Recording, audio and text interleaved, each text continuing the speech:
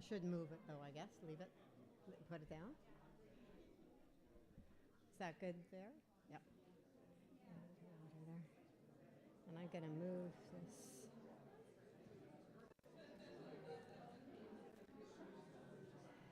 I can see some familiar faces. That's good. You're fixing it for me. Thank you. So I won't muffle. I'm good here. Too close. Okay. Good evening, everyone. Oh, how's that? I'll try that again. Good evening, everyone. Wait for Earl. Is that good now, Earl? Perfect.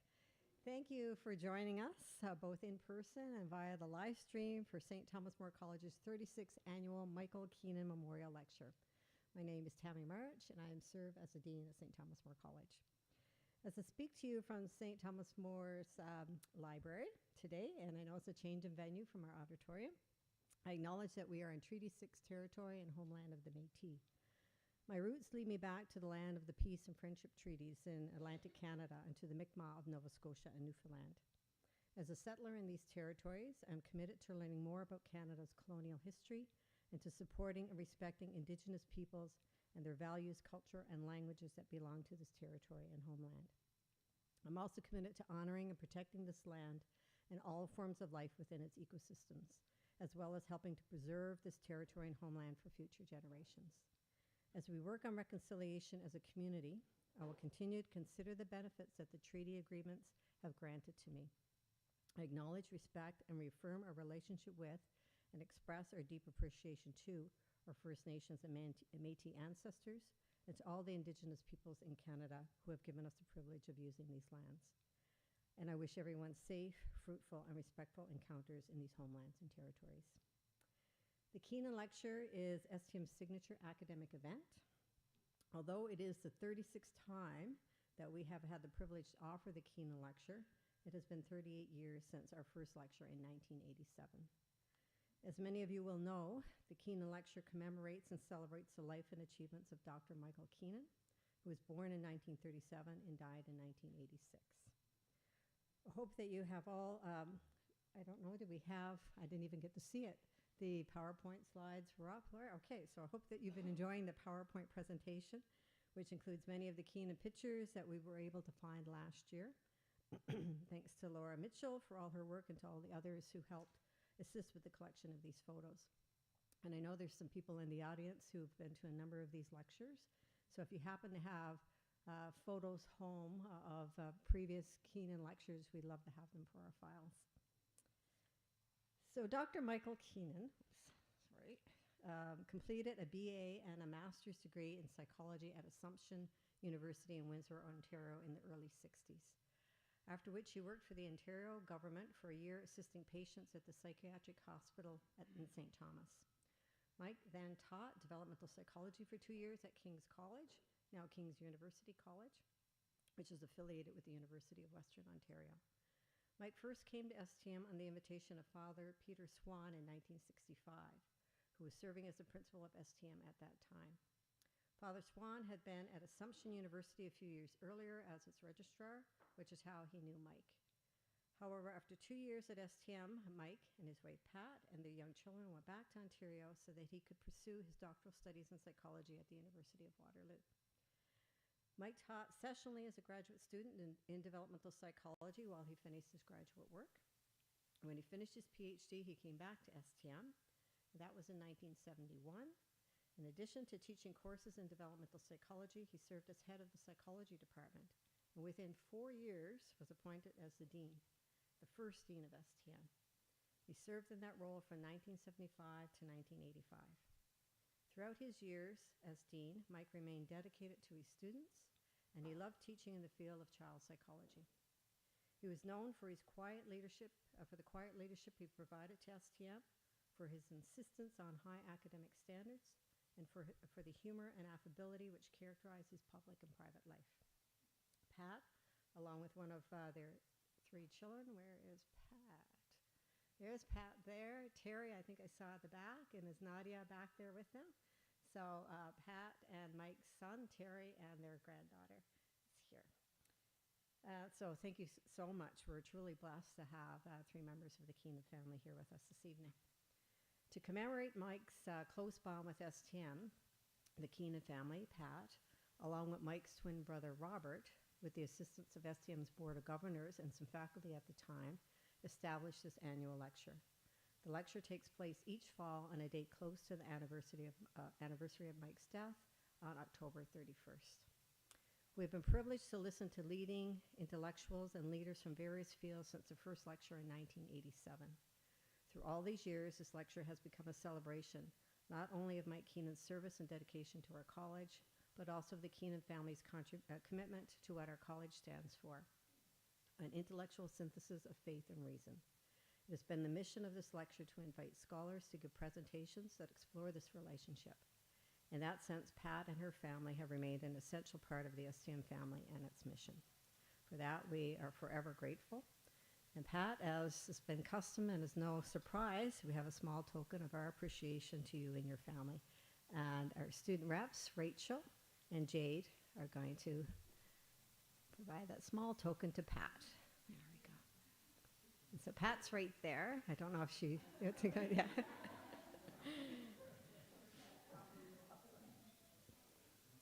So thanks again, Jade and Rachel, and thanks Pat and Pat's family and Terry and Nadia for being here. Thank you so much.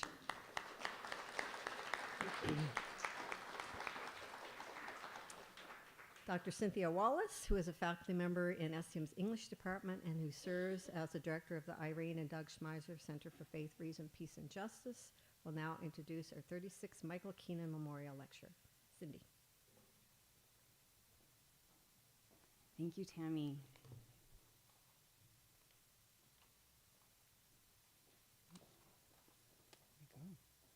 Jennifer M. Welsh is the Canada 150 Research Chair in Global Governance and Security at McGill University and the director of the Max Bell School of Public Policy.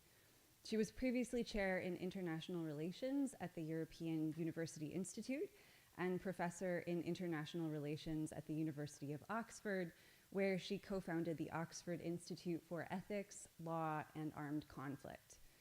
From 2013 through 2016, she served as Assistant Secretary General and Special Advisor to the UN Secretary General Ban Ki-moon on the responsibility to protect. She currently sits as a member of the IDP Protection Expert Group based in UNHCR. Dr. Welsh's research has focused on contemporary challenges in global governance, conflict management, and Canadian foreign policy, including humanitarian action, collective responses to genocide and war crimes, the protection of civilians in armed conflict, and forced displacement. While at McGill, she has led several collaborative research projects with Canadian and international scholars, built a vibrant community of faculty and student interests in global affairs and Canada's role in the world, and co-directed a Canada-wide research network on women, peace, and security. She has frequently provided input into policy initiatives for the Canadian government and the United Nations, as well as for international NGOs. She is also a leading public intellectual in Canada through her CBC Massey lectures published as The Return of History, Conflict, Migration, and Geopolitics in the 21st Century. And I should confess that I checked it out of the library a few weeks ago, so if you want it, you'll need to recall it from me.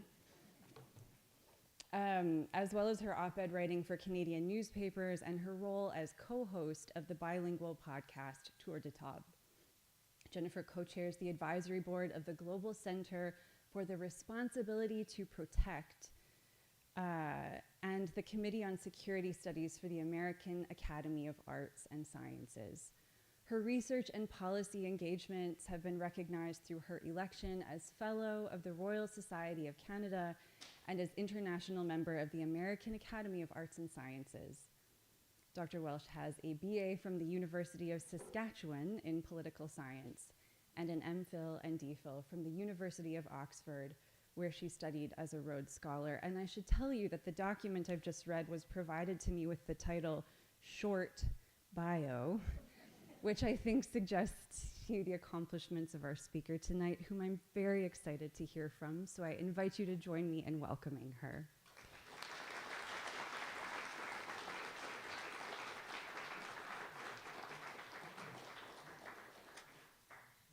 It is lovely for me to be here. I want to thank you so much for inviting me to give this lecture.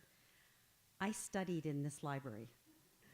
I was a student at STM in the 1980s when Michael Keenan was the dean. And I was the first generation in my family to go to university. And I didn't have a lot of voices in my family to tell me what university was like. It was very daunting. And to come to a place like STM, where I could come and be in this library and have a small community, was so important to me. I haven't been back to St. Thomas More College in a long time. I do come back to Saskatchewan a lot, but I go to Regina where my family is. But it has been a thrill for me today to walk around this beautiful college. And I want to congratulate you for how you have updated it and expanded it with such care, with all the student space. I wish I was here again. And it's just really an honor for me. I was able to go back to the chapel and sit in the chapel this afternoon, where I spent a lot of time too as an undergraduate. So thank you for inviting me. It's been a thrill. Even if I were to say no more, I would leave happy, but I know I need to say a lot more. So let me do that. I want to start tonight by telling you about a boy that I met in Ituri in the eastern part of the Democratic Republic of the Congo almost a year ago at the end of November on a mission with UNHCR. So I was traveling with the UN Special Rapporteur on the human rights of internally displaced peoples at the invitation of MONUSCO, the UN peacekeeping mission that's been operating in the Congo. And we were visiting one of the many IDP sites that have been created for the forcibly displaced by violence in the Congo's east. And the boy was a little younger than the age of my own son, 14 or 15, living in an IDP camp called Sere near Bunia. It was created in 2019 and has a population of over 3,000, 70% of its population under the age of 18. Now, this boy was disabled. He had difficulty walking, but he had been designated as the spokesperson and representative of the youth in the camp. And he was very eager to talk to us about the protection challenges facing his community. And he said, "I want you to understand why every night I sleep standing up. It is because in the hut I live in, made of mud, I can only find one sliver of ground where the rain cannot come in. But it's also because I worry about my sisters and my mother. I want to protect them from the rebels who come into our village, but also from the government soldiers who live and work in the training center nearby." Now, because I was raised on the prairies, I actually have a fondness for the rain. Not even my many years living in the UK could beat that out of me. But I will never watch a rainstorm again without thinking of that boy. And I find myself wondering often how successful he has been in protecting his sisters from the epidemic of gender-based violence that currently rages in the Congo. So today, the idea that civilians like those in the Congo should be protected is an idea that is under siege. And I point to the Congo partly because I think it's underreported compared to other conflicts that we're thinking about today. Now, every year the UN Secretary General sponsors a report for the UN Security Council on the protection of civilians. And in his last report to the Council, he referred to the state of protection of civilians as resoundingly grim. 2023 saw 33,000 recorded civilian deaths in armed conflict, which was a 70% increase from 2022. The most recent year that we have data, 2024, recorded 36,000 civilian deaths in 14 armed conflicts, a relatively stable level, but still a staggering number. And added to this are the statistics on forced displacement. I've been teaching a class on forced migration for the last 6 years. And when I started in 2019, I said it's the highest number of people on the move since the Second World War, and it was 65 million people. In this past year, that has almost doubled to 122 million people. So the violence that's being experienced by civilians today is reaching levels not seen in many, many decades. And there's a seeming race to the bottom in terms of the level of restraint that is exercised by conflict parties. So we see conflicts today involving greater use of explosive weapons in populated areas, regular attacks on schools, on markets, on hospitals, the targeting of critical civilian infrastructure, and the denial of access to civilian populated areas to life-saving humanitarian supplies. So this is a little bit of a roadmap for what I want to go through with you tonight. Beyond the very highly visible contexts, Gaza, Ukraine, we've seen civilian casualties in contexts like Ethiopia, Sudan, which is very much in the news at the moment, Somalia, the Congo, and as several UN member states have underlined in their debates on protection of civilians, the laws and norms at the heart of international humanitarian law, I'm going to refer to this tonight as IHL, international humanitarian law, are being routinely violated. And there's one key point I want to underscore about this. Those threats to civilians are not always, or even mainly, the result of incidental harm, part of what we might call the damage that inevitably occurs in the fog of war. Instead, the terrorizing and targeting of civilians are often an integral part of the strategy of conflict parties. A related trend is the impact of those strategies on humanitarian principles. Humanitarian workers today lack access to vulnerable populations, and they're at increasing risk of losing their own personnel. So in 2024, 360 humanitarian workers were killed in conflict zones. That's the deadliest year on record. The number of healthcare workers killed, 900 in 2024. And there are lots of barriers to life-saving supplies, even in our 2025 era of technology. Barriers to that aid reaching civilian populations. Sometimes misinformation, harassment of staff, or just the denial of access to populations that need assistance. And these barriers have persisted despite the international legal obligation of all parties to a conflict to provide humanitarian actors with the space to do their work. So if this is the state of play in 2024, what about the future of the laws of armed conflict? Well, I think Russia's war with Ukraine has provided us a little glimpse of what wars among the major powers might look like in the future. The Russian deployment of military forces near nuclear plants and Vladimir Putin's threats to use nuclear weapons in Ukraine at different points raises important questions about Russia's view of IHL.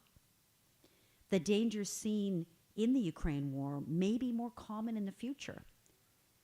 I would ask you to think about to what extent any peer-to-peer great power conflict we might see in the years ahead, say between the US and China, how likely is it that it would conform with the Geneva Conventions? Or would it transform rapidly into a total war in which the destruction of civilians are part of the strategy? If you look at the large-scale combat operations that feature in the military planning of some of our largest military powers, they're characterized by high-intensity warfare, often in urban settings. So in his recent report to the Security Council, Antonio Guterres pointed to the erosion of laws and norms on protection as a result of non-compliance with the law. And he's right to do that. A law will not fail to exert force simply because it is violated. it can be argued that non-compliance will undermine a law's standing and impact, whether it's operating within a national or an international context. But beyond that very specific idea of non-compliance with the law, the Secretary General pointed to 3 other themes I want to return to in my comments tonight: the problem of impunity, indifference, and the shrinking space for normative agendas like protection. So let me start with impunity. Despite the legal frameworks and norms that have been created, there seems to be few consequences today for today's perpetrators of war crimes or crimes against humanity. We live in an age of impunity, where even those indicted for crimes still travel and still speak of total victory in their military operations. Now, we may say the hand of justice is long. Remember that it took decades for justice to come for Chile's Pinochet. But impunity breeds more impunity. And in our current international environment, we have a particularly troubling dynamic to contend with. One in which the world's major powers, those who are meant to manage threats to international peace and security, are actively challenging established principles of international law. So when we go back to the Congo and the Rwanda-backed M23 that operates in the Congo, it points to a prominent member of the Security Council taking territory blatantly and by force. The playbook in the eastern DRC today is in part inspired by Russia's actions in Donetsk. Despite the scale of the suffering in the Congo as I outlined it, the media coverage in most Western states has been noticeably sparse. It was hard to even find a mention of Congo in our newspapers a year ago, just as the crisis that came at the turn of the year from 2024 to 2025 got even worse. And the beautiful city of Goma, which I visited, was ransacked and there was violence in its streets. So that leads me to the second problem mentioned by the Secretary General, the problem of indifference. Now, I don't know how many political science or international relations students or scholars there are in the room, but there's a school of international relations, the school of realism. I always find that term interesting, realism, which suggests that all states, especially developed and powerful ones, have particular national interests. And those interests are often geographic.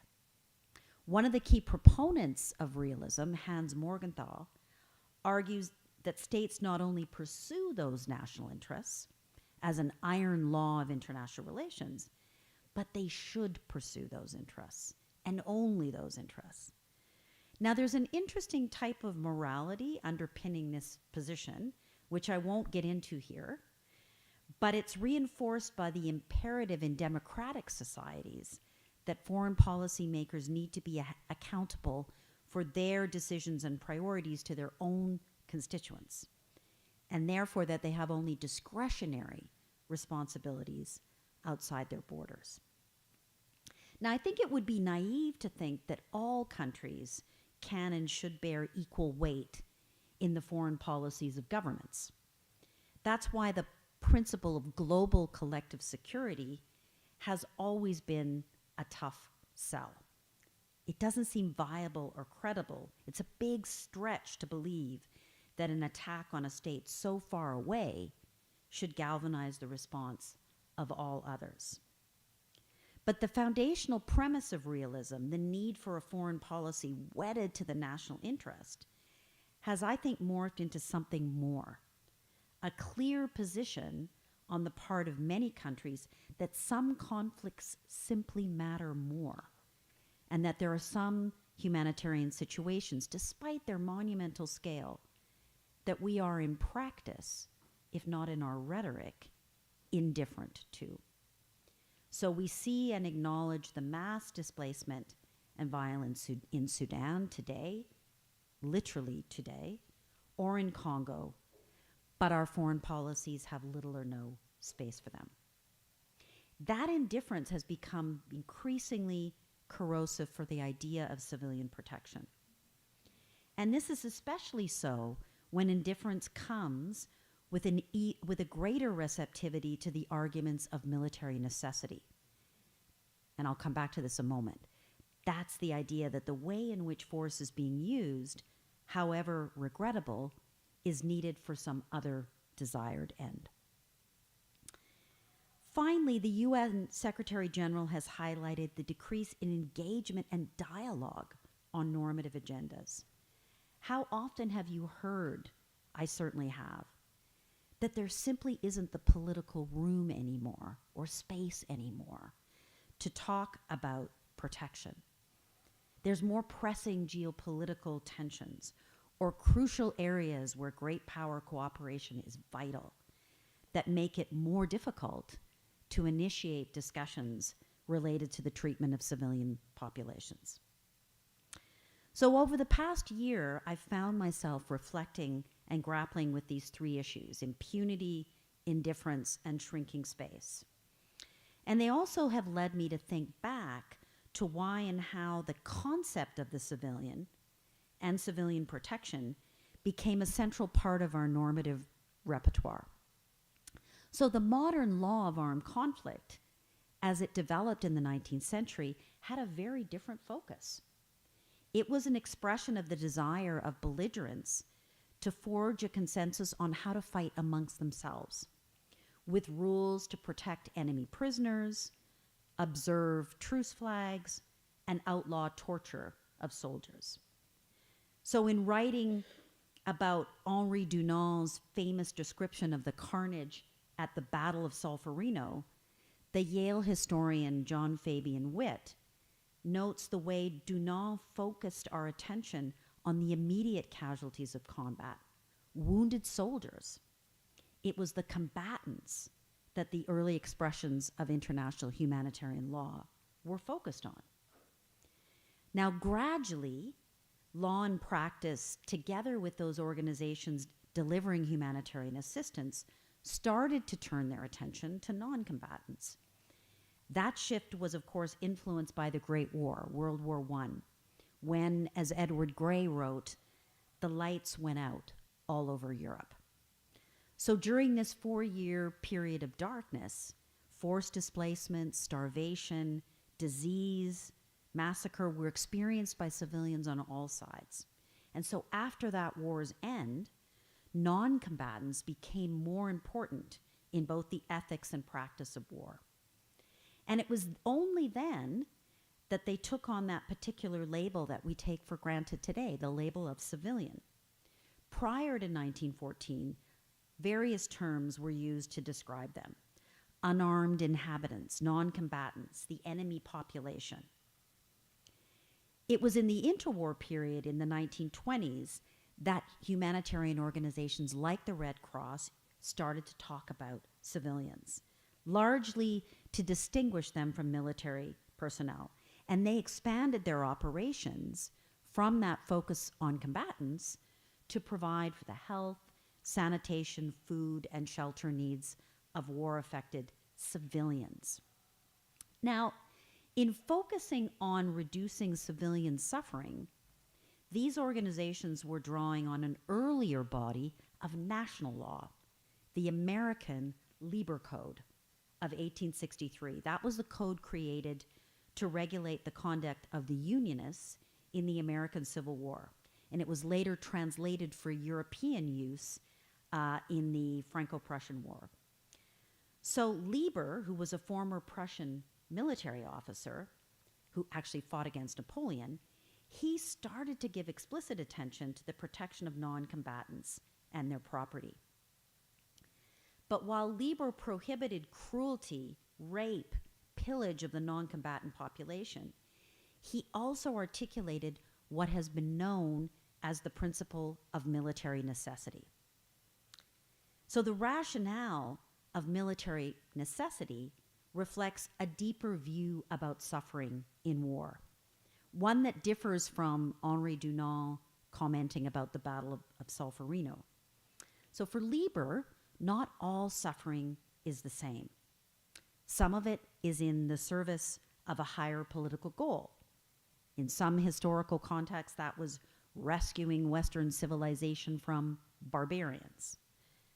In addition, Lieber suggested that in some cases, war could ultimately reduce suffering. So his instructions were aimed at a particular political project, in his case, restoration of the Union and the emancipation of slaves. So the philosophy of Lieber was not a one-size-fits-all reduction of suffering, but rather a set of contextual judgments about what level and what mode of violence is justified at different points in a particular war. If military necessity required it, armies could force civilians to suffer siege warfare, have their historic monuments bombarded. Variations of this logic, of course, were evident in the Second World War, when governments on the Allied side chose to firebomb German cities, or when the United States government weighed the pros and cons of using the atomic bomb in the Pacific. So there are two views of suffering in war. One, that it should be minimized at all cost, and the other is that it has to be balanced against the ultimate aims of the war and military necessity. Both of these ideas find expression in the Geneva Conventions of 1949 and their protocols, the body of law that national militaries use today. So it's important for us to remember that the contemporary laws of war attempt to strike a balance between military necessity and humanitarian considerations. We might start to ask whether military necessity is gaining the upper hand. So on the one hand, it's true that the idea of distinction requires parties to a conflict to distinguish between combatants and civilians and to direct attacks only at combatants. That has been codified in humanitarian law. But Lieber's idea of military necessity is too. We can see it as part of the legal justifications for attacks on certain military targets in warfare today, even if those attacks have adverse consequences for civilians. Now, the application of this delicate balance at the heart of IHL becomes even more challenging given the multiple roles that civilians can play in directly or indirectly supporting the war effort of one side. So we know about the power of civilian support during World War II. Citizens did everything from sewing wounded soldiers' pajamas to working in munitions factories. So this gave rise to an argument on the part of some that not all civilians are innocent. Some of them are legitimate targets of attack. So while IHL is pretty clear that civilians far from the battlefield retain their immunity, there are ambiguities associated with that non-combatant status. My colleague and friend Hugo Slim, who was the policy director for the International Committee of the Red Cross, the ICRC, has written that civilians are not simple two-dimensional creatures that suffer violence and receive aid.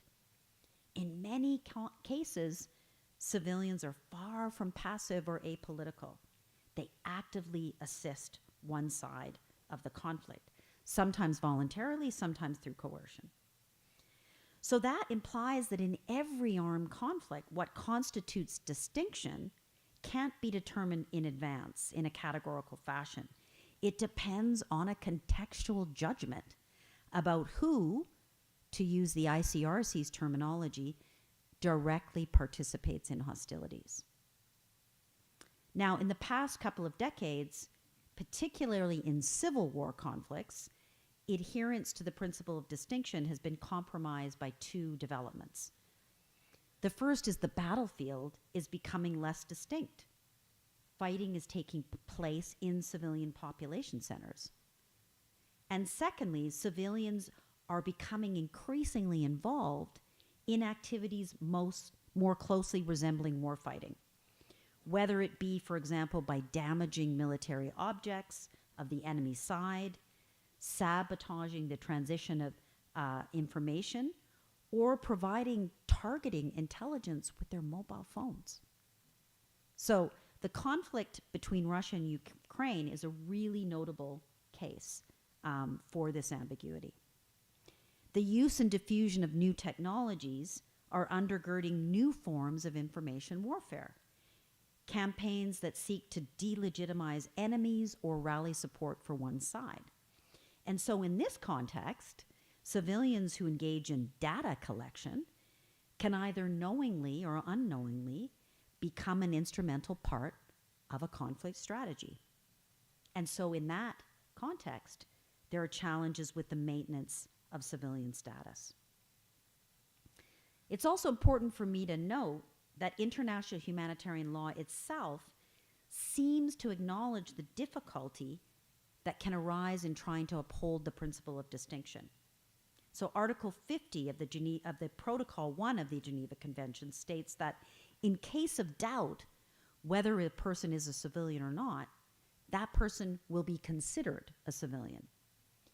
But as we've seen over recent years, warring sides have driven a bulldozer through that idea. And this is true not only for ruthless directors of armed conflict like Bashar al-Assad or Vladimir Putin, but also in some cases liberal democracies when they are at war. The practice of US drone strikes during the first term of Obama's presidency drew on the questionable assumption that all fighting-aged males in a certain vicinity were combatants, unless there was specific evidence to the contrary. This very permissive approach to defining targets ran against the spirit of the Geneva Conventions. More recently, we have the case of the Israeli Defense Forces in Gaza, where there is credible evidence that there have been violations of the principle of distinction, as well as the war crime of starvation. And when liberal democracies are not directly challenging core norms themselves, they're often permitting, or even worse, actively assisting others to do so through the provision of political cover or military weapons. Canada, along with other liberal democracies, needs to consider, for example, its obligations under the Arms Trade Treaty.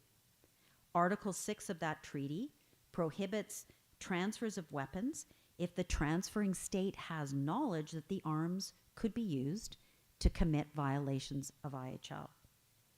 And Article 7 requires states to assess the potential risk that a transfer could be used to contribute to IHL violations. So my point so far is that even if we might see the body of rules to regulate war as one of the great achievements of our multilateral system and of the early 20th century, we need to remember the delicate balance that modern IHL represents. It requires political commitment and vigilance on the part of national armed forces and the various organizations that try to hold them to account for their conduct in war. It's also worth noting, however, that our normative architecture for protection, particularly rooted in the UN system, hasn't relied on the law alone. As former Secretary General Kofi Annan put it, we don't need new law. We have all the law we need. What we need is for actors to comply with their existing legal obligations. And so that's why, for example, some of the protection architecture that I have been involved in my academic and policy career, the principle of the responsibility to protect and the protection of civilians in armed conflict, were designed to try to enhance compliance with existing law. They're part of an effort to generate a more powerful commitment to place the civilian at the center of policy on peace and security. And they were propelled by the impulse to prioritize the security not just of sovereign states, which is what the UN Charter largely supports, but the security of individuals, both in countries' foreign policies and in the work of international organizations. What's important about both of these ideas, both the responsibility to protect, which was endorsed by heads of state and government in 2005, and the protection of civilians, is that they are policy frameworks. They come with concrete recommendations for how to enhance protection. But they are also ultimately political principles, not legal principles. They reflect the belief that through political principles that are agreed on by state actors, you can catalyze the political will to act more effectively, and you can build institutional architecture and capability to be able to affect more, to be able to protect, more effectively. And I always say to my students, the extent to which you believe responsibility to protect or protection of civilians are powerful, to a certain extent depends on whether you believe political principles matter. If you think political principles at the end of the day don't, that all that matters is law, you will probably see them as weak. But we need to remember, and this is my point tonight, we know that the law itself also doesn't have always strong and rigorous compliance pull. So where do we go from here? And I want to have a chance to answer some of your questions. Let me return to where I began. There's a curious situation here which will be obvious to many who have been hanging around university campuses over the past couple of years. The challenges to the laws of war and long-standing humanitarian principles are creating a gap between the public's knowledge and expectations regarding these legal instruments, which are at an all-time high, and the actual reality of compliance with the law. Students and members of the public have more awareness of these principles than ever before and want to see them protected at the very same time that we're entering into a vicious cycle where not respecting the law becomes the new normal. There's also a popular perception, which takes different shapes in different parts of the world, that violations of international humanitarian law are treated inconsistently, and that accountability for those violations is selective. Only some are held accountable for their crimes. This has enormous impact on the legitimacy of rules and norms related to protection. So in particular, geopolitical polarization today has made it more difficult, seemingly, for states to discuss the application of IHL impartially. Conflict parties are permitted to flout the laws of war if they're considered allies of powerful Western countries. States and other actors frequently render judgment on whether an act is illegal or legal based on who the belligerent is, rather than what action they're taking. This is so dangerous for any legal system. And finally, though compliance with IHL remains an objective, the law itself is increasingly politicized. So Canadians, along with citizens of other countries, have at times been frustrated with their government's seeming inability to just clearly state whether IHL is being violated or not, while at the same time our computers and TV screens, those of you who still watch TV, are presented with continued scenes of widespread civilian suffering. So we have this like split screen. There is the suffering and damage, and there is a leading figure unable to tell us whether the law is being violated. Too often today, military leaders and governments focus intense effort on defending the unintentional killing of civilians or targeting so-called dual-use infrastructure as legally justified, claiming that they have acted according to legal principles like proportionality and unintended harm.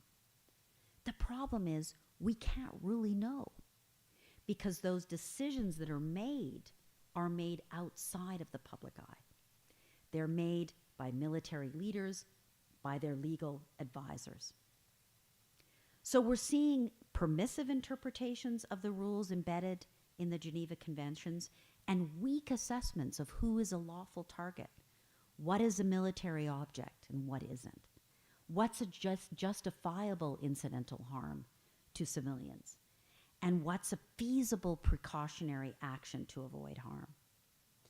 So that's why in his report last year on the protection of civilians, the UN Secretary General argued that we need to move beyond narrow questions of compliance with IHL toward a broader civilian harm mitigation approach. So this approach encourages states and their armed forces to ensure that their broader policies and practices consider both the direct and indirect effect on civilians of the use of force, and that they elevate the minimization of harm, not just whether they've complied with a specific principle of IHL in their rules of operation, but also, crucially, in their training of personnel. So what might a broader civilian harm mitigation approach mean? Here are a few ideas. It would involve, for example, developing and adopting a national policy and operational measures to strengthen civilian protection. Canada does not have such a policy. It would involve considering patterns of harm inflicting on civilian populations over time, including, for example, physical and mental health, disruption of health systems, livelihoods. It would involve invoking other norms that value civilians, particularly those codified in international human rights law. Ideas like how conflict affects the right to an adequate standard of health, the right to education, the right to a clean environment. It would involve prohibiting the development and use of particular categories of weapons, like the Ottawa Treaty on landmines, or the recent political declaration on the use of explosive weapons in populated areas. And it might involve fighting mis- and disinformation that harms civilians and humanitarian workers.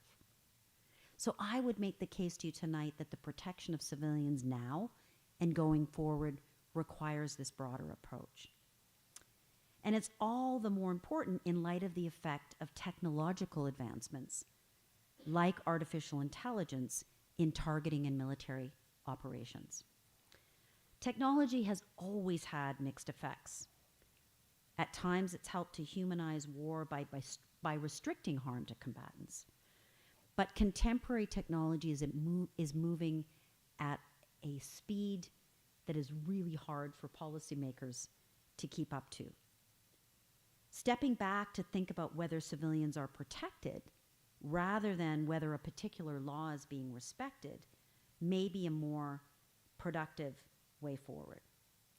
With respect to the development of autonomous weapon systems and the application of artificial intelligence in the context of conflict, Canada, along with other states, is placing emphasis on the concept of appropriate human involvement, aimed at ensuring that human beings are the ones that are making decisions on how AI tools are actually used.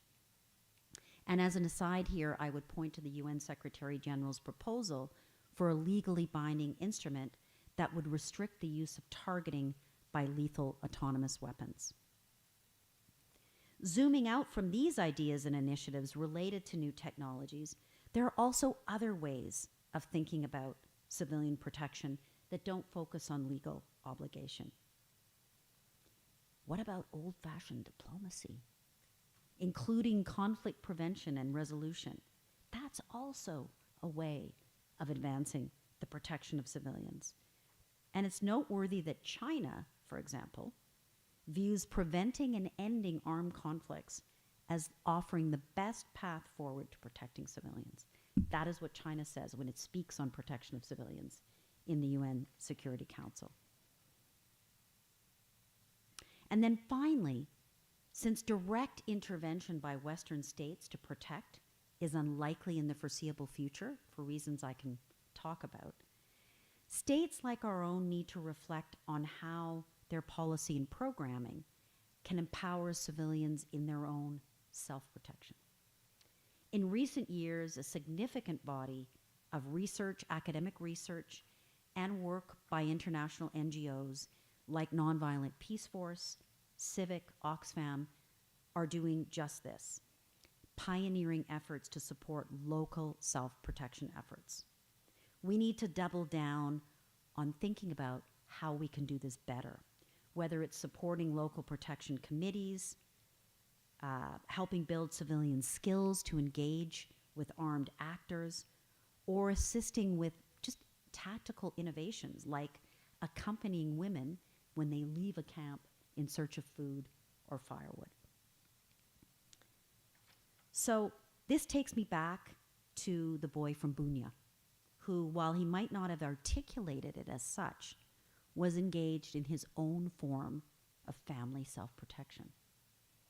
It's all too easy at this moment in global politics to be paralyzed by the apparent triumph of forces beyond our control, the particular alignment of power and interests that seem to mitigate against anything resembling a civilian-centered approach.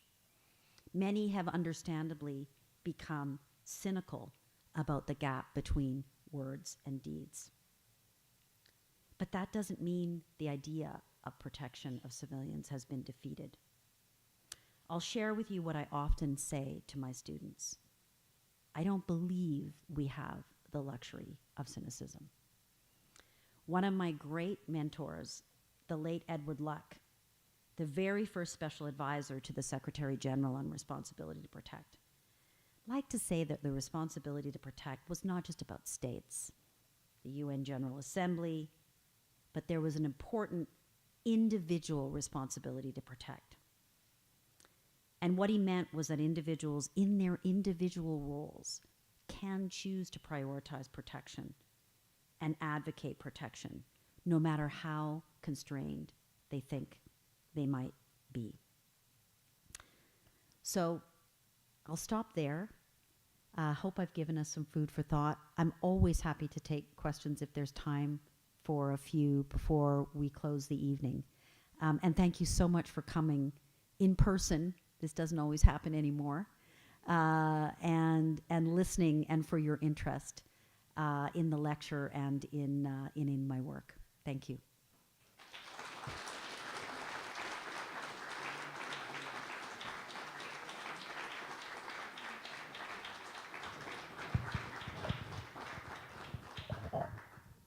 Thank you, Dr. Welsh, for that very insightful lecture. My name is Monica Fong, and I'm a sociologist at STM. Okay. And we do have time for questions from the audience. And please just raise your hand, and I will come to you with the mic. I could start. Sure. All right. Thank you for. You gave me a lot of food for thought, and when you were talking about this distinction between a combatant and a civilian, that really reminded me of a writer called Mohammed El-Kurd, and he's a Palestinian writer, and he talks specifically about Palestinians and how in the specific conflict in Gaza and the West Bank and the Israeli state occupation of Palestine, he said that Palestinian lives are worth less in what is unfolding and in what the International Court of Justice and what many humanitarian scholars and law scholars call a genocide. And he says that Palestinians, especially Palestinian men and Palestinian boys, are taught to be perfect victims because of this double standard. That for Palestinian lives, from the moment that they are born, they're criminalized and they need to justify their existence and to really relinquish any ties to Hamas and declare that they are on the right side of the law. So my question to you is, in that specific context, what do you see and how do you see the influence of very powerful forces like APEC, the lobbying group, and their influence in shaping public perception of this conflict, particularly I think their contribution to a public fatigue or a public indifference to suffering of human lives?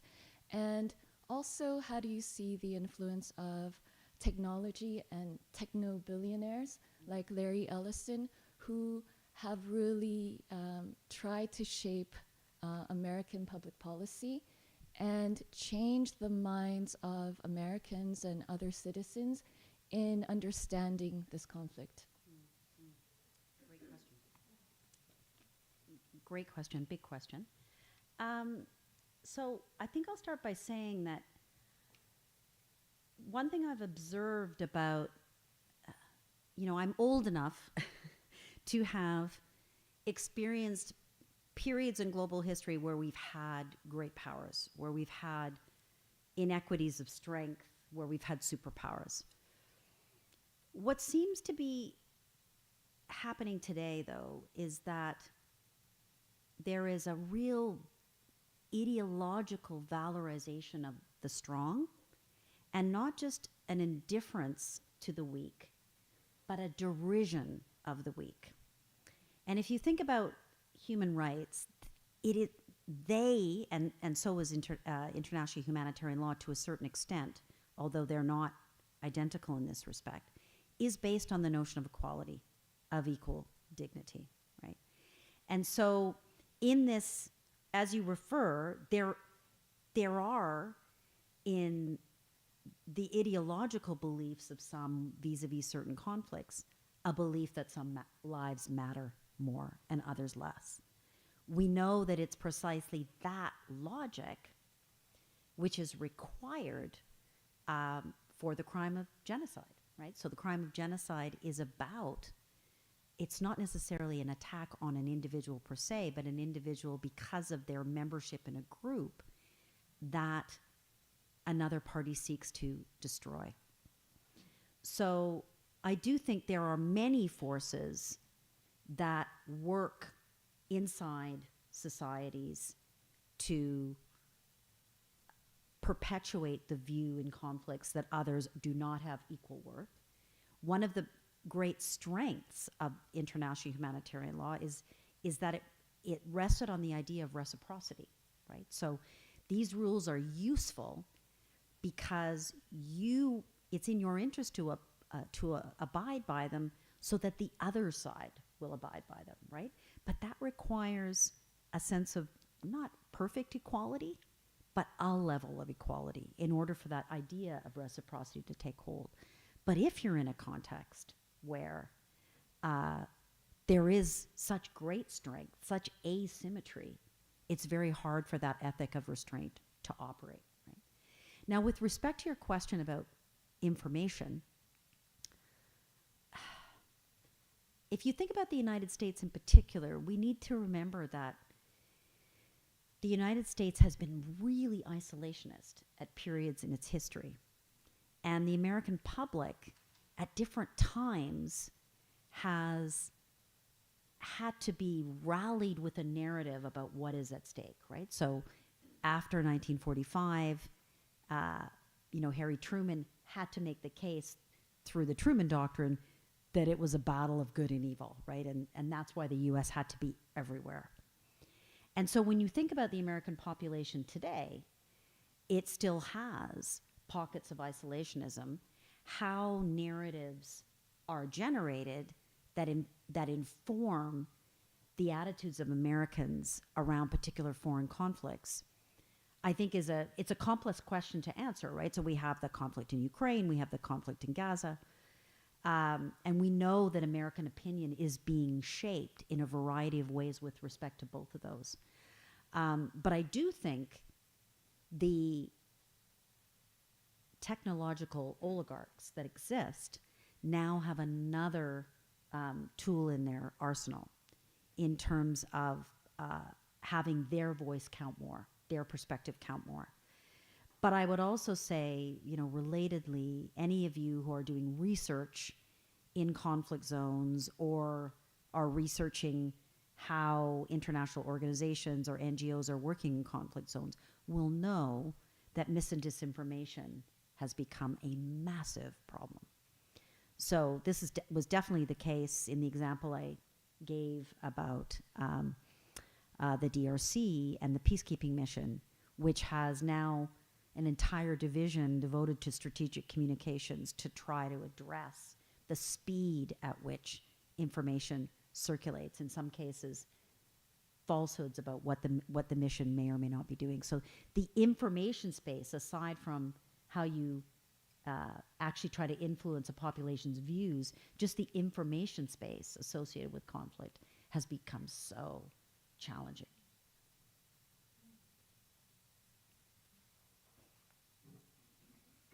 I could speak loudly. That's fine, yeah. I'm used to it. Thank you very much for the talk. That was very interesting. I'm wondering if you could speak to a region in Africa that you didn't mention, but there's sadly so many that one can speak about. That's the Sahelian crisis. So thinking specifically of Mali, Burkina Faso, Niger, where it's a very interesting case because in many ways here you have an instance where you currently have governments in power that are rejecting the international community. And they have rejected France, a former colonial master. You take the case of Mali, they have now rejected the United Nations mission. They kicked it out, which was at one point, of course, the largest in, or at least the most lethal in recent history. And now you have a discourse emerging from these leaders of a sovereignty, sort of a newfound sovereignty, which seems to enjoy a lot of widespread legitimacy. Yes, this probably relates to your question about misinformation and their spin doctors. But what do you do? And I'm curious, if you're chatting with the Secretary General, how are you supposed to be able to continue to engage in a case like this, where this is one of the largest humanitarian crises, but now you don't even have an interlocutor in these companies, these leaders, because it's not only France or the United States that are these colonial enemies, but the entire United Nations system is seen as adversarial, and they're now trying to go it alone by creating their own regional bloc of the alliance of failed states. Yeah, this is a really fascinating question. So I think I would start by saying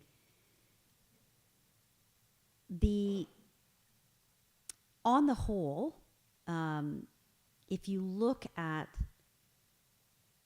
when protection of civilians actually became an integral part of peacekeeping missions, which is only in the last 25 years, so it was not originally part of a UN peacekeeping mission. It was not an objective. It was only after Srebrenica and Rwanda and in 1999 where we had the first UN peacekeeping operation that was authorized explicitly to protect civilians. That's not what peacekeepers did. If you look at the academic data on this, and I have been doing a lot of work on this over the last 2 years, you find that actually peace operations have been reasonably successful in protecting civilians under certain conditions. But that is not to say that peace operations more generally have necessarily succeeded in bringing about political solutions. Peacekeepers themselves have often failed to protect and have actively caused harm. So there is, I think there are reasonable grounds for governments in that part of the world to be asking questions about how UN peace operations operate in their region. So what I'm saying is there's fertile ground, legitimate ground for whether that system has always delivered. What I also want to say, though, and this is always forgotten, is that the mandates of those missions are the product of member state agreement, right? We blame the United Nations, but it's the member states that write these mandates. So, and who create caveats on what the missions can do. And that's really important for the particular case of Mali and others where you had, and admittedly now UN officials would say this, they had great discomfort with this move towards stabilization and counterterrorism, right? And the Secretary General said it I think he said it in the Pact for the Future, or related, maybe the new agenda for peace. He said, you know, we know that strong kinetic use of force, that counterterrorism, that's not the solution over the long term. So that we need to recognize that the UN's own presence has been shaped by what powerful states have wanted to do in terms of mandates. But you are absolutely right with the core of your question, that we're in a sovereignty moment, but we're also in a moment where sovereignty is being violated, like not just in subtle ways, but really obvious ways, like grabbing territory. But there's a sovereignty moment. Sovereign control. We want to take control. We want any assistance from the outside to be demand-driven, not supply-driven. We will tell you what kind of assistance we want. And I do think that that is part and parcel of our current environment. What I worry about, and I don't know how many of you have read some of the new models that are being discussed for the future of peace operations. There's a big review going on of UN peace operations. Some of those models, I think, downplay the protection function of peacekeeping. But I also see, and I'm not afraid to say this on the record, I see a current lack of faith within higher echelons of parts of the UN in peacekeeping itself. That there's a desire through recent Security Council resolutions to have regional organizations lead, to have regional states lead. And while I get that, I do think that peace operations are still a really powerful tool for the Security Council. And I'm going to predict, you can call me on this in 5 years, I predict we're going to need it again. And we're going to be asked to recreate it again. But your intuition is absolutely right, that we are in a moment where there's great resistance for a variety of reasons, but also powerful forces feeding that skepticism of international assistance. And I'm thinking particularly of Russia's influence in the Sahel. I hope that sort of answers your question.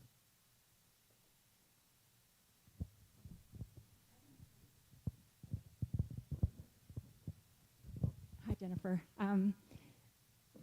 So I have a few questions that, well, I'll try to just keep it to two that kind of intersect with Monica's question and Matthew's question. So I guess like part of what is maybe circling in the background of those questions is really like what I'd like to know what your take is on the sort of argument that we're at the end of the sort of international legal order, liberal legal order, if you like, and it's kind of crumbling before our eyes. And even if there were all kinds of problems with it, if powerful states like the United States, you know, rhetorically committed themselves to it, but often violated it, at least there was kind of like in principle, it was still something that was aspired to try to fulfill. So I'd broadly like to hear your thoughts on that, and specifically in relation to, in addition to like Matthew's question about these like emerging other power bases of potential legitimacy. What about like, you know, the puffer jacket tech bros and that whole, you know, like right now my phone's blowing up with like all these people spending billions of dollars on AI to try to control like the AI market in this age of like disinformation, where we know that AI is at least causing as many problems as it claims to be solving, which that's probably not even the right balance. And then a more technical question, which is more specifically about sort of like the future of peacekeeping. You know, the number of police in peacekeeping missions has kind of steadily risen, and I'm just curious to know whether you see that as actually in some way part of an attempt to kind of fulfill this promise of protection of civilians, because police, you know, are often associated with a protection function versus a kind of seek out and, you know, eliminate enemies or like use kinetic force, which is problematic in a lot of ways, but nonetheless kind of aspires arguably. So. I'll take the second one first. So that there has been more uniformed police units in peace operations, and I generally see it as a good thing. In part because of my interest in situations of internal displacement. So if I come back to that camp and other camps that I visited, the problem was the lack of respect for the civilian character of that space, right?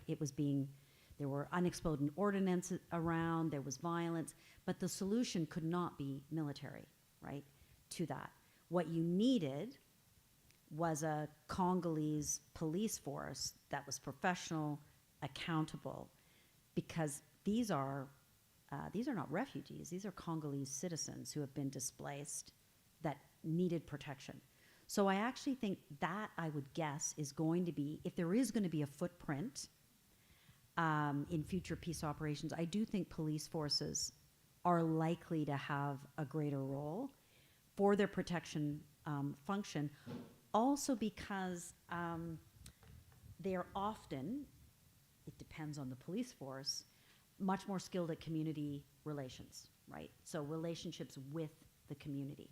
And so it is more aligned with that kind of thinking. On your first question about the international legal order, I mean, I guess I'd say two things. One is the rule of law generally is under assault.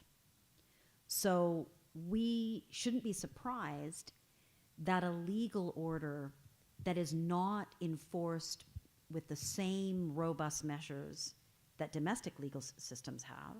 Yes, we have an International Court of Justice, and yes, we have an ICC, but they are much less active. Their effect is much more uncertain.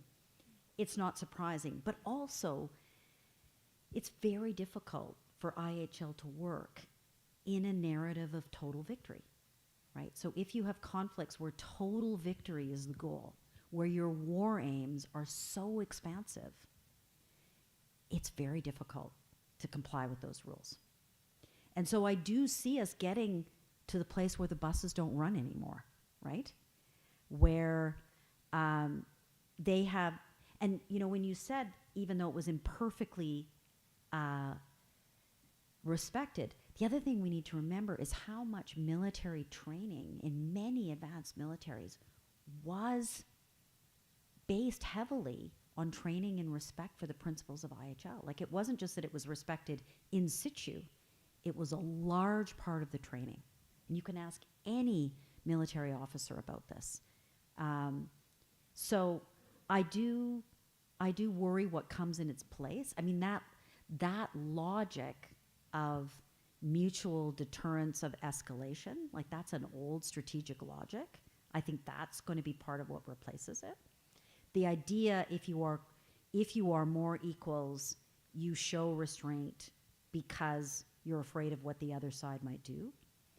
But, you know, we're also in a moment where states have nuclear weapons doctrines, and a nuclear weapons doctrine that involves the first use of nuclear weapons is, by definition, a violation of international humanitarian principles, right? You can't, very difficult. So the US nuclear doctrine itself is skating around being beyond the law.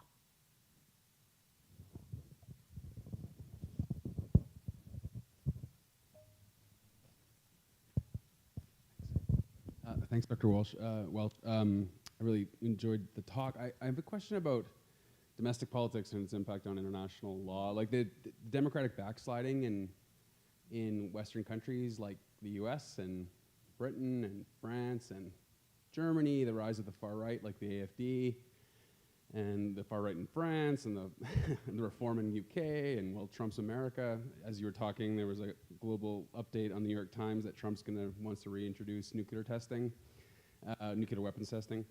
So how much is democratic backsliding in the countries that once supported international law, and we see the rise of the far right in places like Germany, which have real threats to take power? I mean, how much of this is a threat to the order that you are championing?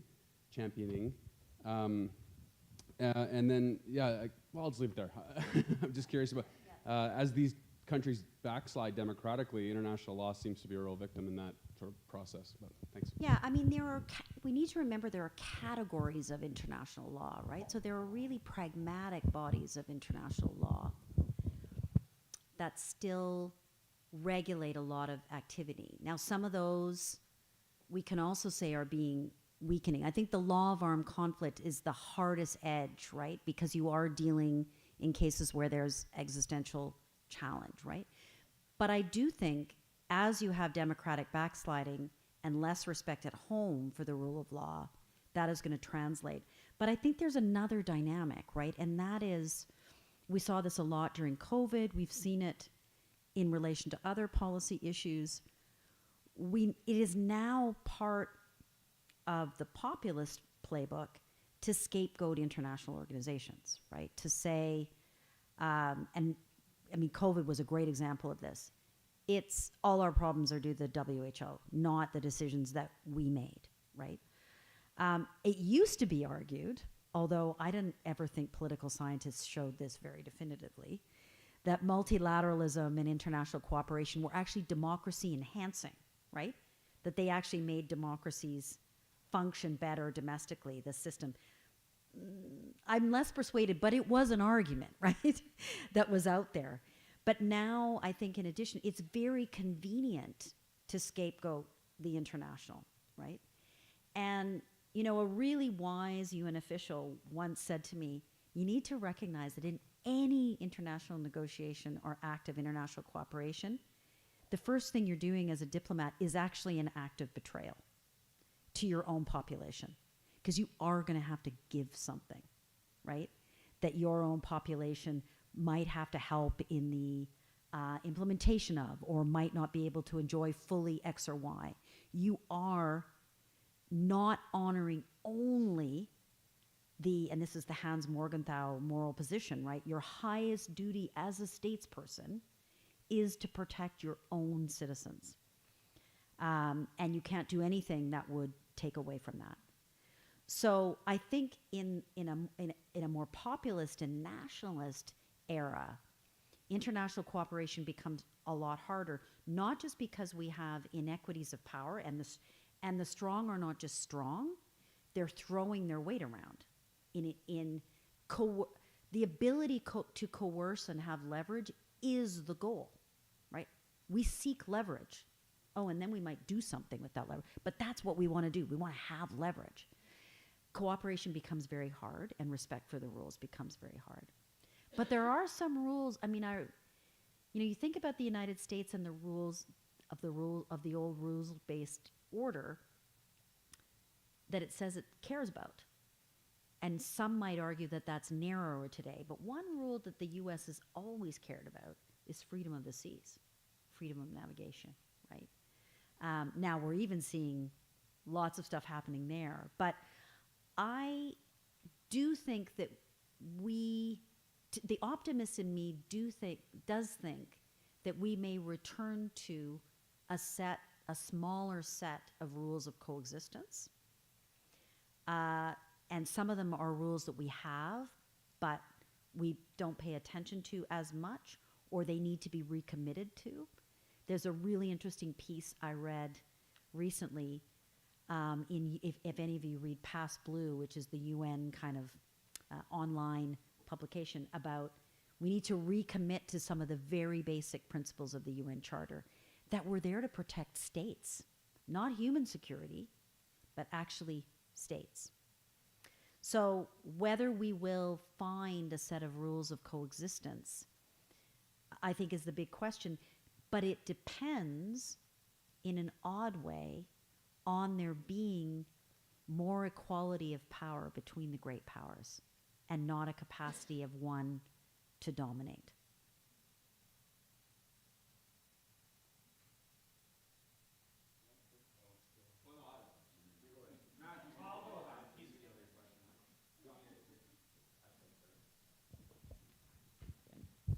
Thank you, Monica. Well, thanks so much for the talk. I just had a quick question around the UN Security Council and the relationship between the UN Security Council and the responsibility to protect. Maybe there's no relationship there. Maybe it's fanciful that to think that the great powers could get together and with other countries and maybe have some sort of agreement around responsibility to protect. But I wonder if you could comment a bit more on the Security Council and how it enforces, or maybe does not enforce at all, the responsibility to protect, particularly civilians in war zones.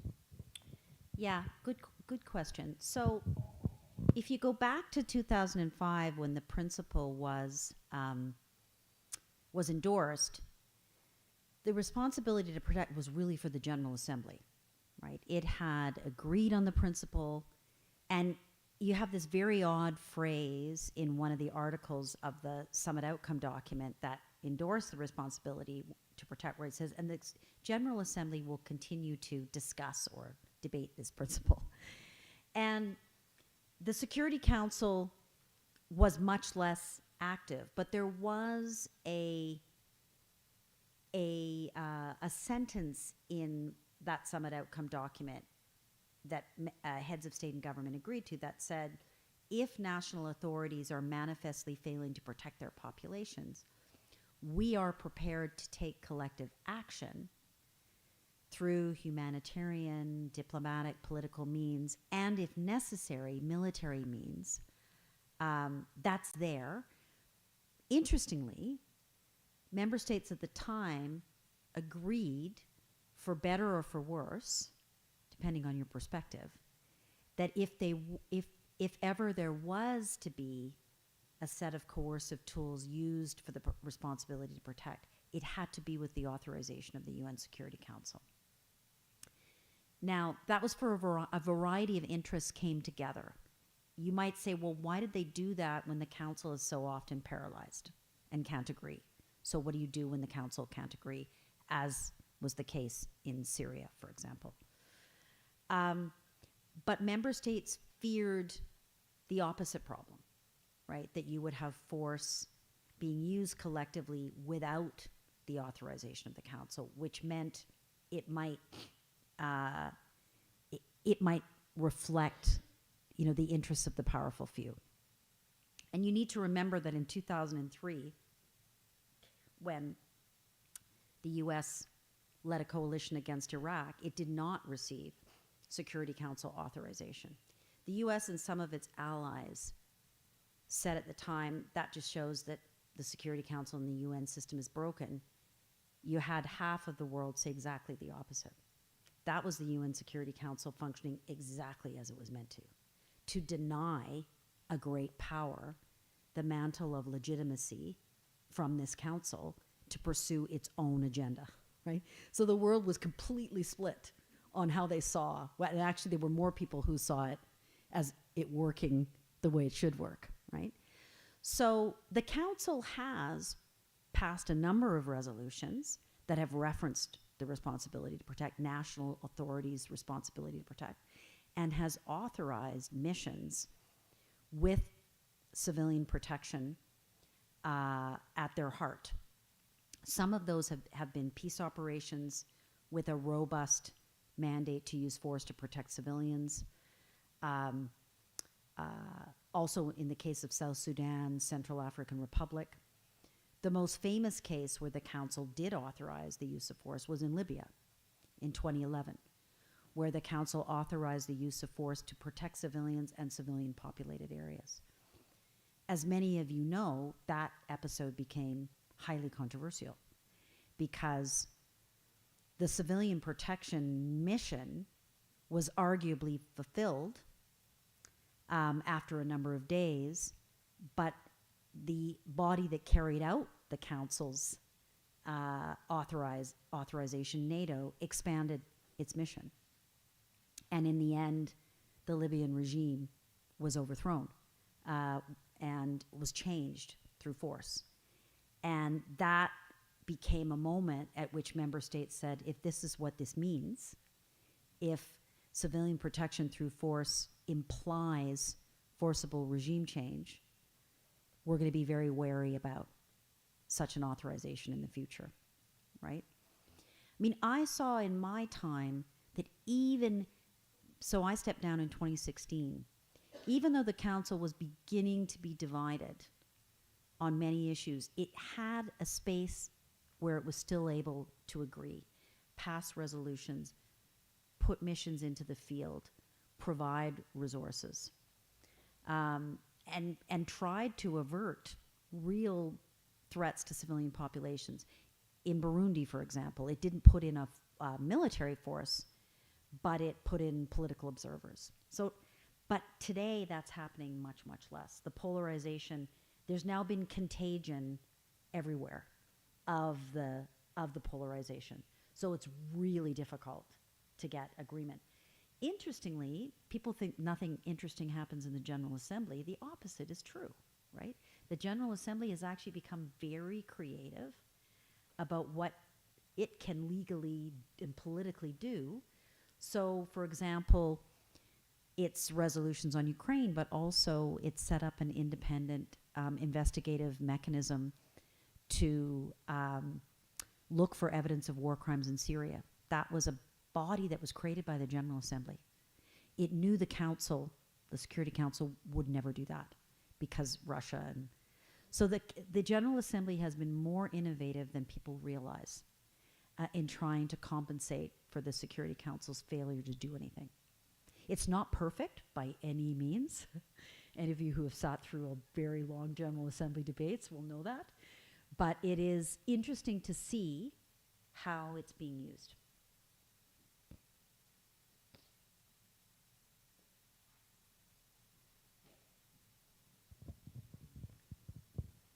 Thank you. I think my question, and maybe I missed the memo, is how do civilians here support civilians there?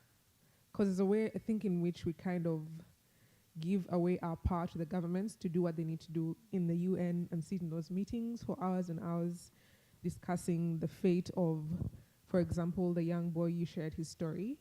I mean, as we speak, he probably spent tonight awake again, and we'll be going to our beds in a few hours.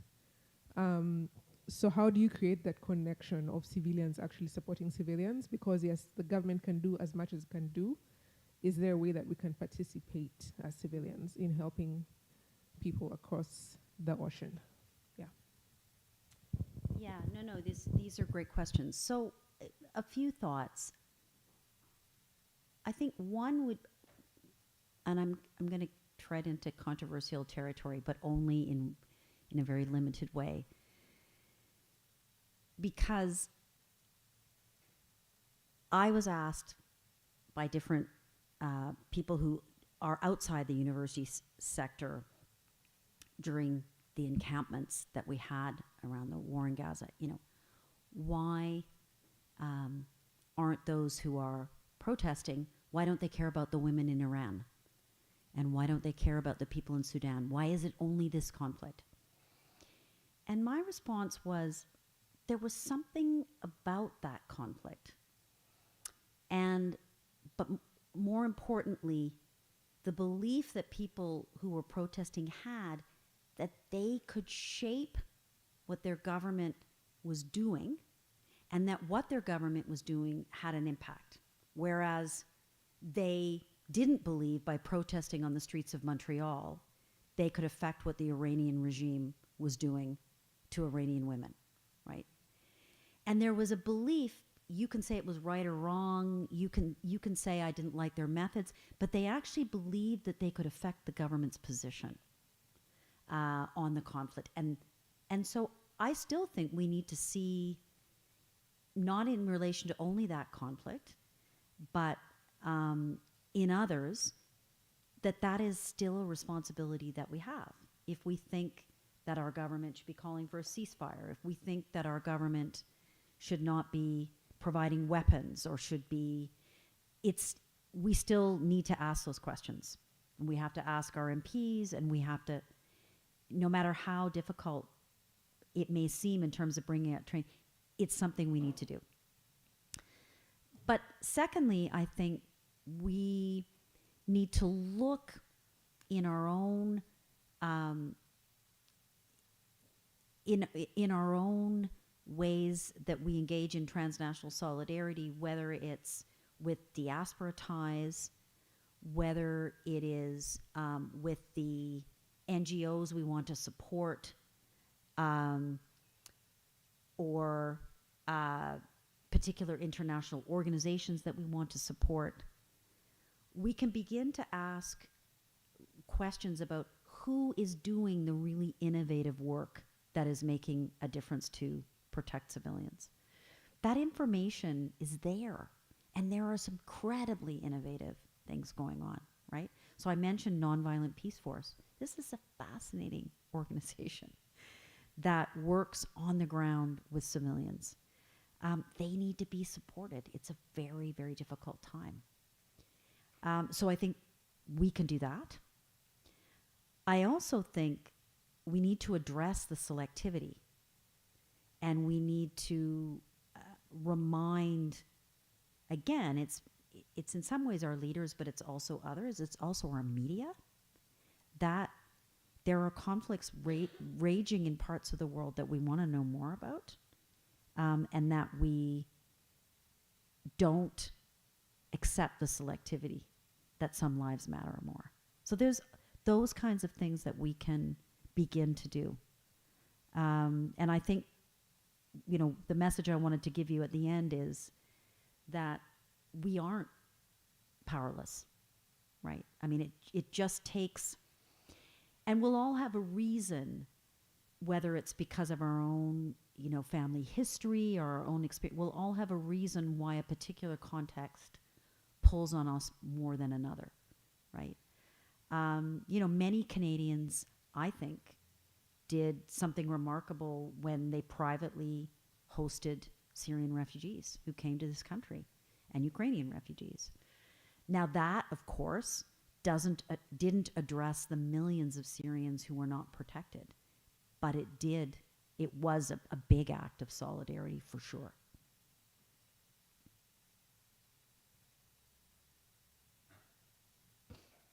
Thanks. To follow up on this comment you made about the disproportionate focus on the war in Gaza, which you're alluding to, and that there is an utter neglect to look at other conflicts.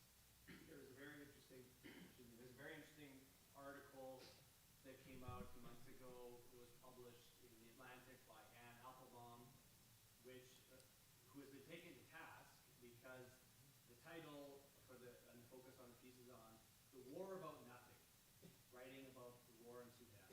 But anybody who is from Sudan or is involved in that conflict or knows about that conflict would argue, no, this is not a war about nothing. And so nobody in their right mind would say, well, the war in Gaza is about nothing.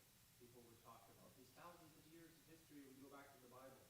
But there's, of course, this very simplified and sometimes extremely problematic racialization and language talking about Christian hatred. And so I think most scholars that are familiar with those kinds of conflicts would argue that all politics is local, all conflict is local. So I was very curious when you spoke about, at the end of your talk, local protection, the work of local protection. And people like Séverine Othel have, of course, spoken a lot about the need to look at the local bottom-up sources of conflict. And at the same time, people like Séverine Othel have been criticized for sort of romanticizing the local, when often, no, problems have to be resolved in New York or DC, for instance. So I'm curious, where do you see, in your experience, your work on these issues around civilian protection, where do you see spaces and opportunities to really empower the local? Given the fact that we do have customary authorities, we're talking about international law, but for most people in these conflicts, customary law is much more prevalent in shaping their own political and economic daily outcomes. So where do you see kind of these local level actors and initiatives having space in these challenges? Yeah, it's a great question. I mean, I think just on the broader idea about whether it's local or international, I think a conflict like Sudan, and certainly I would also say the conflict in Yemen, the reason why you still need to be pushing at the international level is that these are internationalized civil wars, right? There are external parties. I mean, that's another feature of our landscape that I didn't mention, that civil wars are now today very protracted, but most of them are internationalized, which means that there are external parties supporting the warring parties, right? And we know this is the case in Sudan.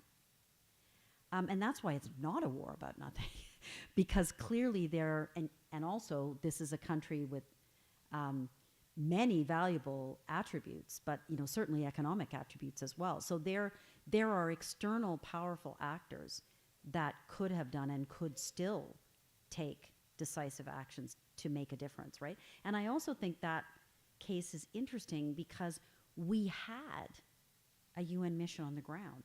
It was withdrawn. And now we're talking about how we might need to put something else in place. So reflecting on why we did it in the way that we did it. Why did we withdraw? Did we withdraw in the appropriate way? All of those questions are still international questions. But to get to the core of your question, I see lots of space. So when I look at an organization like Civic that works on very localized civilian self-protection, you really do need to be embedded, right? You need to be an organization that invests in being embedded. And frankly, while the UN has field presences, it has all kinds of organizational rules and procedures which limit the degree to which UN staff can actually be meaningfully in the field for long periods. For an organization like Civic or Nonviolent Peace Force, they're much more embedded.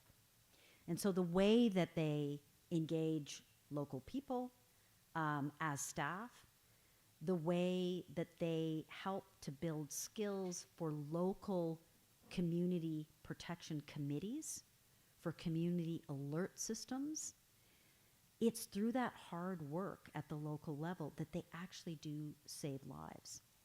But it's not always easy, right? We did a nice little piece on the website for my center by a staff member of Civic who runs their localization project. And he said, when we first created or helped create the Community Protection Committee, we realized that unless we had a very careful process of negotiation about who was on the committee, it was just going to reproduce that community's hierarchy in a very unpredictable way. So it's not, as you say, the local isn't perfect.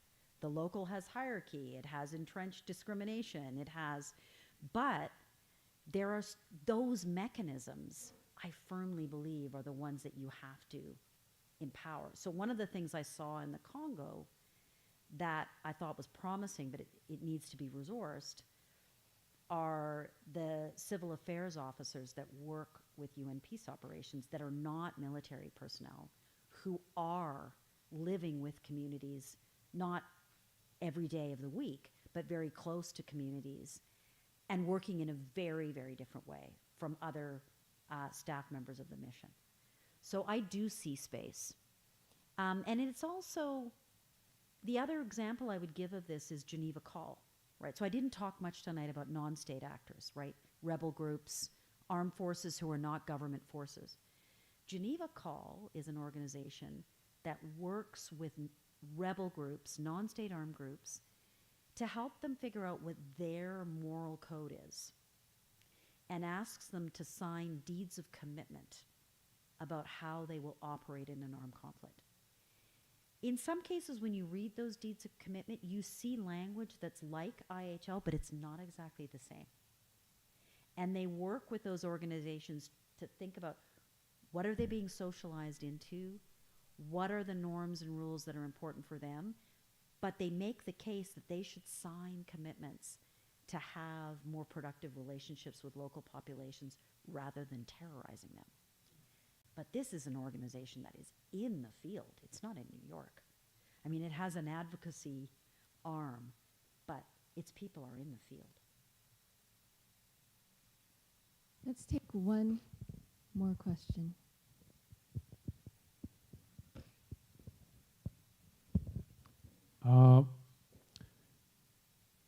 Are the governments or groups seeking the hegemonic help and funding and military supplies, or is it the other way around, or just both?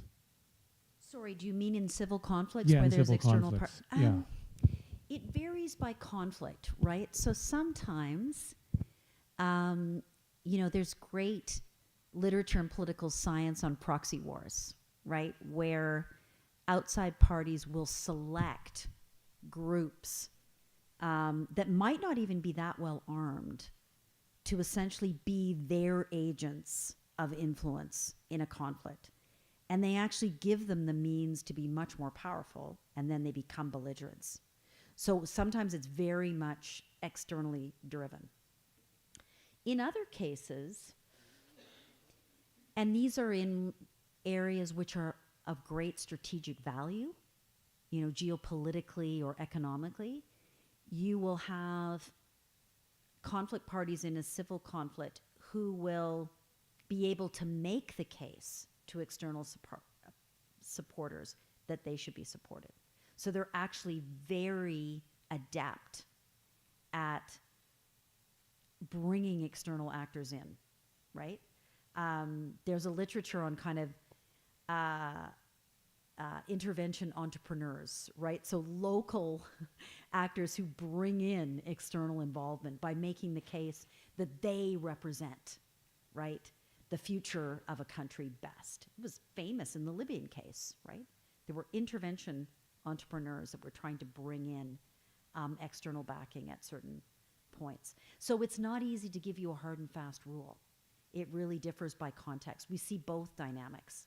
But the provision of assistance, money, arms, is a big part of the story.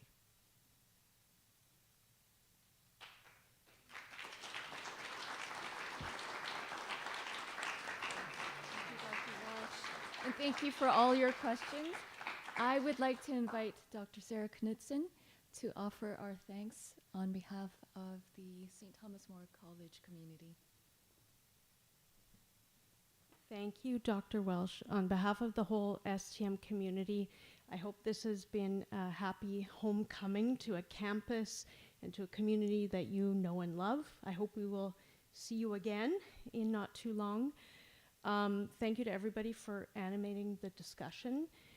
You titled your talk, with the word turbulence, and I thank you for countering that turbulence with such calm and thoughtful ideas and discussions, giving us a lot of food for thought. And also in this community that's committed to social justice and the common good, thank you for helping us think through why those are important values and commitments to us. So happy travels home. Thanks again for visiting, and I hope we can continue some of the discussions tonight. I know it's been a long week for you, but there may be some more discussions. So thank you.